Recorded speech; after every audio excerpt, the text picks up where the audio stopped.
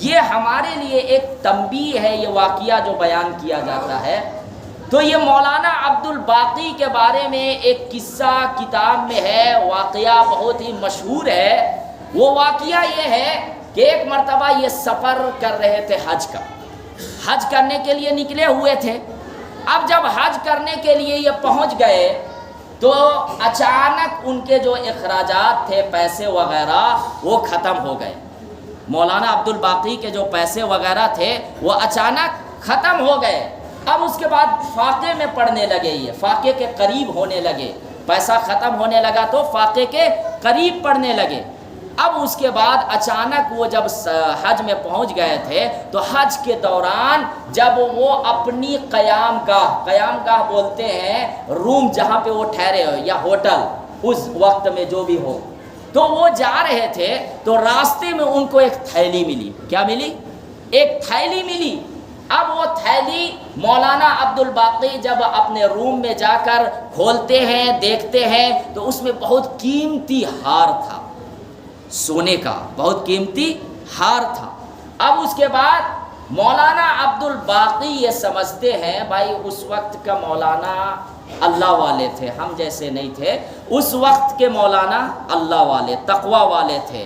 تو وہ جو ہے جب تھیلی دیکھتے ہیں تو یہ سوچتے ہیں کہ یہ کوئی اللہ کی بندی کا قیمتی ہار ہے، اللہ کے بندی کا قیمتی ہار ہے اور مالک کو تلاش کرنا چاہیے۔ وہ تلاش کے لیے جیسے ہی نکل رہے تھے کہ فوراً اعلان ہوتا ہے کہ اس قسم کا، اس کلر کا تھیلی جو ہے وہ گم ہو گئی ہے، اگر کسی صاحب کو ملے تو اس میں قیمتی ہار ہے، اگر کسی صاحب کو ملے تو فلاں جگہ پہنچا دے۔ تو ان کو انعام نے 10,000 درہم دیے جائیں گے۔ کتنے دیے جائیں گے؟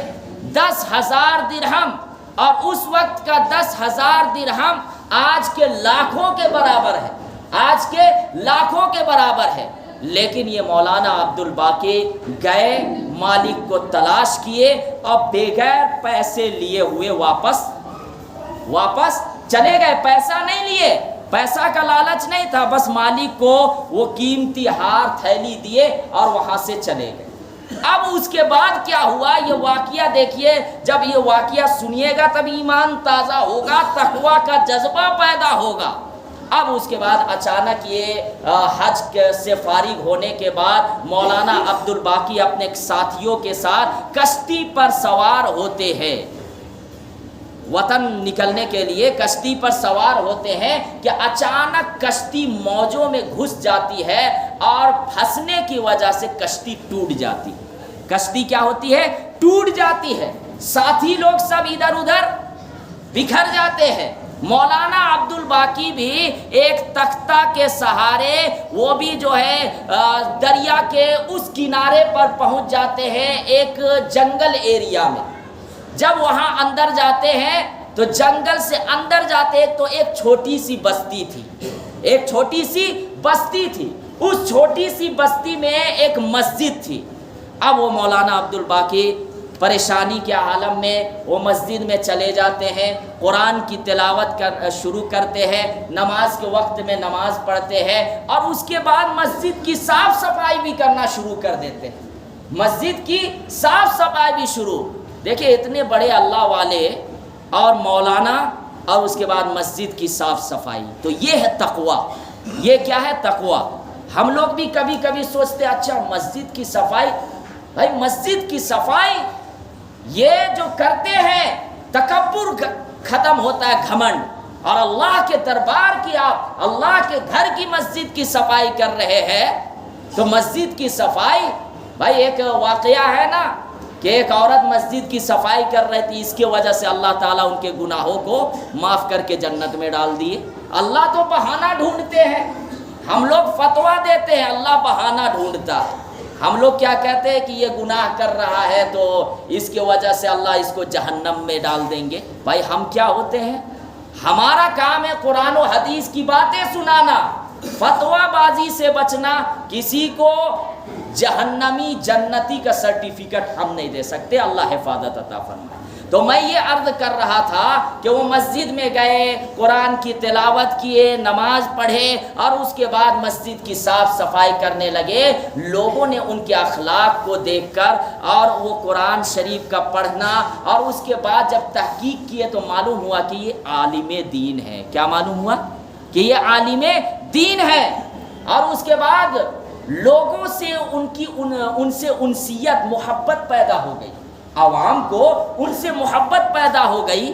اور اس کے بعد سب لوگ درخواست کیے کہ ہمارے جو امام صاحب تھے، سابق امام، ان کا انتقال ہو گیا ہے، ان کی جگہ میں آپ امامت کیجئے، ہم سب کی رائے۔ مولانا عبدالباقی تیار ہو گئے کہ ٹھیک ہے، میں امامت کرنے کے لیے تیار ہوں۔ اب اس کے بعد وہاں کے لوگ یہ سمجھنے لگے کہ اب مولانا عبدالباقی کی پیر میں بیڑی ڈال دیا جائے، یعنی اب یہ اتنے اچھے اخلاق کے امام صاحب، عالم دین، صلاحیت والے مل گئے ہیں، ہم ان کو کیوں چھوڑیں گے؟ تو اب اس کے بعد نکاح کا مشورہ ہوا۔ لوگ یہ کہے کہ حضرت آپ نکاح کر لیجئے۔ کیا کر لیجئے؟ نکاح کر لیجئے۔ مولانا عبدالباقی نے کہا کہ کوئی اگر نیک لڑکی مل گئی، نیک لڑکی، دیندار لڑکی مل گئی تو میں نکاح کر لوں گا۔ اس کے بعد وہ لوگ بتائے، وہاں کے جو بستی کے لوگ ہیں، کہ ہمارے سابق امام کی ایک لڑکی ہے جو بہت دیندار ہے، نیک ہے، ہم سب کی رائے یہ ہے کہ آپ ان سے نکاح کر لیجئے، یتیم بھی ہے۔ یتیم سے نکاح کرنا اور بیواؤں سے نکاح کرنا، اس کی تو فضیلت ہے بھائی، اس کی تو فضیلت ہے۔ غریبوں سے بھی نکاح کرنا چاہیے، غریبوں کے اندر عیب نہ نکالے۔ ان کی بھی لڑکی وہی ہے جو مالداروں کی لڑکی ہے، لیکن ہم عیب نکالتے ہیں کہاں ہے؟ غریب گھرانے کی لڑکیوں کی، جو بہت سخت پکڑ ہے۔ تو میں یہ عرض کر رہا تھا کہ بہرحال وہ کہنے لگے کہ ٹھیک ہے، میں نکاح کرنے کے لیے تیار ہوں، لیکن میں ایک مرتبہ لڑکی کو دیکھنا چاہتا ہوں۔ اب آپ حضرات کہیں گے کہ نہیں، یہ لڑکی کو دیکھنا یہ تو شریعت میں جائز نہیں۔ بھائی جائز ہے، جائز ہے۔ ایک حدیث میں ہے کہ ایک انصاری صحابی اللہ کے نبی صلی اللہ علیہ وسلم کے پاس عرض کرتے ہیں کہ فلاں انصاریہ لڑکی سے میں نکاح کرنا چاہتا ہوں، لیکن نکاح سے پہلے نکاح کرنا چاہتا ہوں، صرف اتنا بولے۔ اللہ کے نبی صلی اللہ علیہ وسلم نے فرمایا کیا تم نے اس لڑکی کو دیکھا ہے؟ تو وہ انصاری صحابی نے عرض کیا کہ نہیں دیکھا۔ تو آپ صلی اللہ علیہ وسلم نے فرمایا کہ جاؤ ایک مرتبہ دیکھ لو۔ اب اس کے بعد اس وقت کا دور کیا تھا کہ لڑکیاں جو ہے وہ کنویں میں جاتی تھی پانی لانے کے لیے، تو انصاریہ جو لڑکی تھی وہ بھی کنویں میں پانی لینے کے لیے گئی۔ اس وقت کا جو پردے کا تھا، اس پردے کا اہتمام کرتے ہوئے وہ بھی گئی۔ اب اس کے بعد یہ انصاری صحابی وہ بھی جاتے ہیں اور ایک درخت کے پیچھے میں چھپ کر اس لڑکی کو دیکھتے ہیں، اس لڑکی کو دیکھتے ہیں کہ اچانک وہ لڑکی کی نظر بھی اس پر پڑ جاتی ہے۔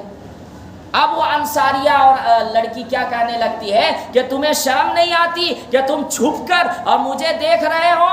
کیا اللہ کے نبی کی تعلیم یہی ہے؟ تو وہ صحابی عرض کرتے ہیں اللہ کے نبی کی تعلیم ہی کی وجہ سے تو میں آیا ہوں۔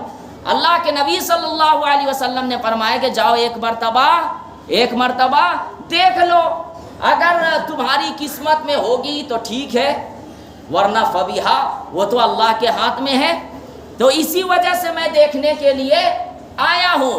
اب اس کے بعد بہرحال نکاح ہو گیا، ایک مرتبہ دیکھ لیا۔ تو شریعت میں دیکھنا حرام نہیں ہے، ایک مرتبہ دیکھ سکتے ہیں، لیکن گھر والے کو بتا کر، بغیر اجازت کے نہیں، گھر والے کو بتا کر، ماں باپ کو بتا کر، ایمان والے بندے اور بندیوں سے نکاح کرنے کا یہ ادب کے ساتھ۔ تو میں یہ عرض کر رہا تھا، لیکن اس میں گڑبڑی کیا ہوتی ہے اس پر بھی تھوڑی سی روشنی ڈال دوں۔ منگنی کر لیتے ہیں، تو منگنی کے بعد جو یہ رسم و رواج جو بھی ہو، کرنے کے بعد یہ لوگ سمجھتے ہیں کہ نہیں اب جو ہے ہمارے لیے بیوی حلال ہو گئی۔ اب اس کے بعد ان سے جو ہے ملنا تنہائیوں میں، اور اس کے بعد بائک میں گھمانا یا پھر 4 ویلر میں گھمانا اور پارک میں گھمانا، یہ بالکل ناجائز اور حرام ہے۔ جب تک نکاح نہ ہو تب تک تنہائیوں میں آپ اس لڑکی سے نہیں مل سکتے۔ ابھی تو رشتے کی بات ہوئی ہے، لیکن اس میں اچھے خاصے پڑھے لکھے لوگ بھی مبتلا ہے۔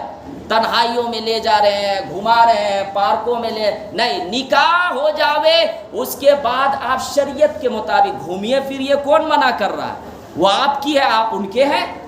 لیکن نکاح سے پہلے بہت سے لوگ یہ سمجھتے ہیں کہ نہیں منگنی ہو گیا وہ ہماری ہے، اس سے پہلے سب کچھ کرتے۔ غلط بات، غلط، ناجائز اور حرام، یہ بالکل غلط ہے۔ اس کی تنبیہ کرنی چاہیے، معاشرے میں ایک سدھار لانا چاہیے۔ تو بہرحال اسی سنت کو زندہ کرتے ہوئے مولانا عبدالباقی ایک مرتبہ دیکھنے کے لیے اس لڑکی کو گئے۔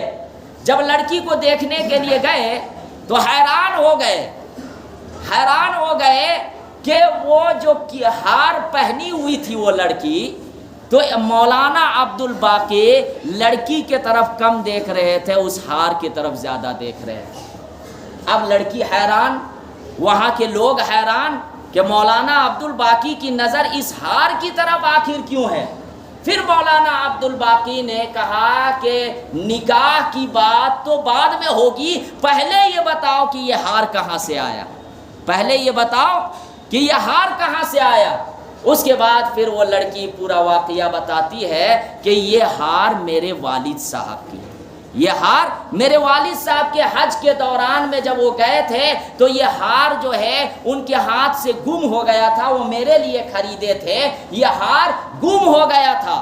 اب گم ہونے کے بعد ایک نیک شخص کو یہ ہار ملا تھا، اور میرے والد صاحب نے یہ اعلان کروایا تھا کہ جو ہار میرے پاس لائے گا تو 10,000 درہم کا انعام ملے گا۔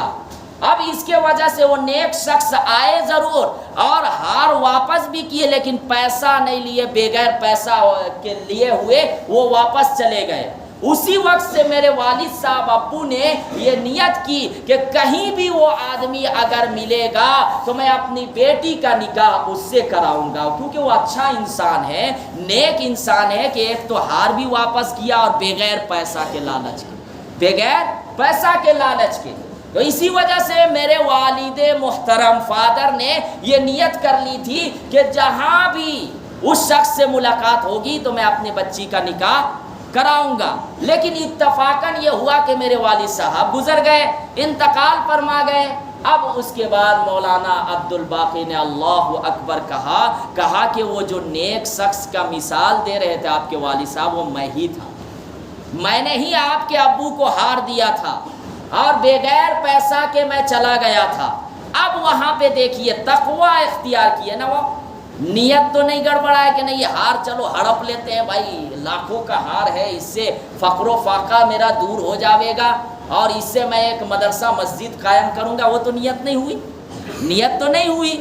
اب یہاں پہ دیکھیے کہ مولانا عبدالباقی کا اس لڑکی کے ساتھ نکاح بھی ہوا، الحمدللہ۔ نکاح ہونے کے بعد ایک لڑکا اور ایک لڑکی بھی پیدا ہوئے۔ اب اتفاقاً دیکھیے اللہ کا کرشمہ، اللہ کی قدرت دیکھیے کہ وہ لڑکا اور لڑکی جو ان کے تھے وہ انتقال ہو گئے۔ بھائی موت حیات کا مالک تو اللہ، وہ انتقال ہو گئے بچے بھی، اور وہ ان کی اہلیہ بھی انتقال ہو گئی کچھ دنوں کے بعد۔ اب وہ ہار جو ہے وہ ہار کس کے قبضے میں آ گیا؟ مولانا عبدالباقی کے قبضے میں آ گیا۔ بھائی یہ واقعہ میں نے کیوں بیان کیا؟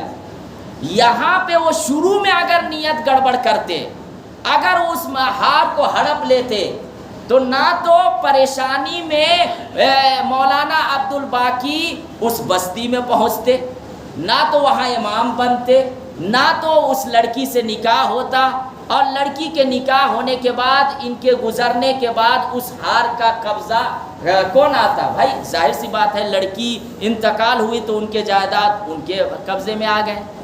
تو یہ اللہ تبارک و تعالی نے ایک نظام بنایا، تو کہا گیا کہ جب تقوی اختیار کریں گے وَيَرْزُقُهُ مِنْ حَيْثُ لَا يَحْتَسِبُ، اللہ تبارک و تعالی ایسی جگہ سے آپ کو رزق دیں گے جہاں تک ہمارا وہم و گمان بھی نہیں ہوگا۔